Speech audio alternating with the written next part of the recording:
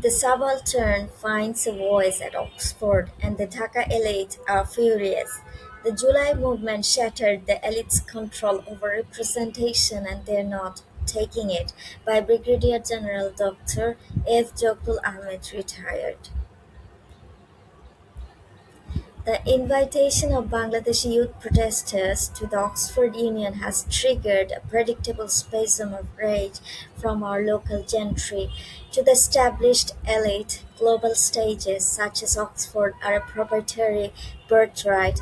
They are a private club reserved for those who have mastered the correct accent, secured the right overseas degrees, and performed the appropriate sneer. The English language dailies equivocate, and the intelligentsia questions the authenticity of the invitation. This reaction is not merely class snobbery, it is a desperate and systematic enactment of what Gayatri Chakravorty Spivak defined as the dilemma of the subaltern. In her essay, Can the Subaltern Speak? Spivak argued that power structures are so deeply entrenched in the colonial and post-colonial apparatus that whenever the oppressed attempt to be heard, their voices are filtered through and inevitably distorted by the elite who claim to represent them.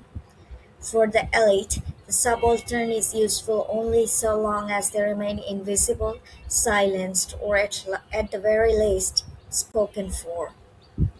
For decades, the Bangladeshi intelligentsia operated as the ventriloquists of the subaltern.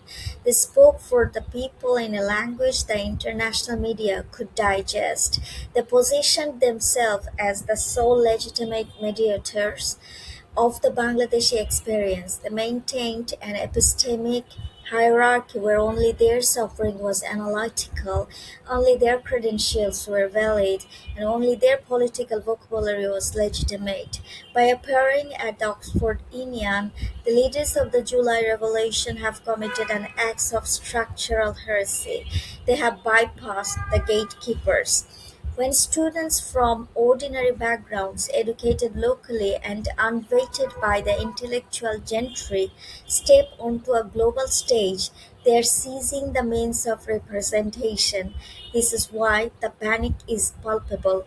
For the elite, the subaltern is useful only so long as they remain invisible, silenced, or at the very least spoken for. The moment the subaltern speaks for themselves, they are no longer the object of management. They become a political force that the old guard cannot control.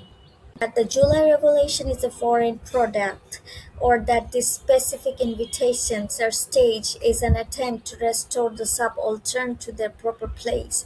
The elite are terrified, not because these youth lack talent, but because they have broken the monopoly on the grammar of politics.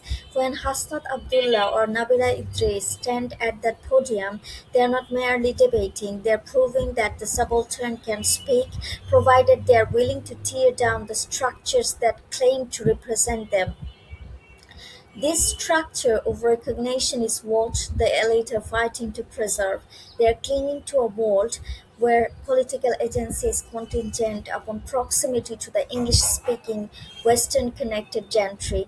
To them, the recognition of these youths by the Oxford Union feels like a breach of contract. They view the global platform as an inheritance, an extension of the privilege they have enjoyed since independence. However, the world outside Dhaka has changed. The audience at the Oxford Union was not drawn by the polished accent or the elite pedigree of the speakers. They were drawn by the courage of a generation that dismantled a regime in the streets. While the traditional political class was busy maneuvering for positions of power, these youths were building international legitimacy through the fact of their resistance to tyranny. The regime may be gone, but the intellectual arrogance of the gatekeepers remains. The intelligentsia still believes that only their voice is analytical. They are mistaken.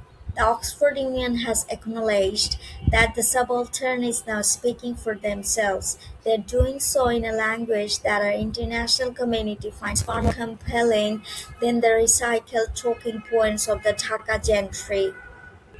The gatekeepers have been bypassed, the monopoly on representation is shattered, the elite can continue to sneer at the origins of the speakers, but the reality is clear.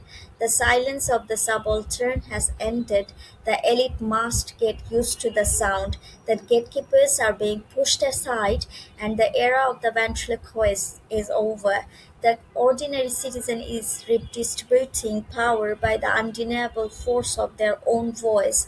The subaltern is speaking, and for the first time in our history, the world is listening.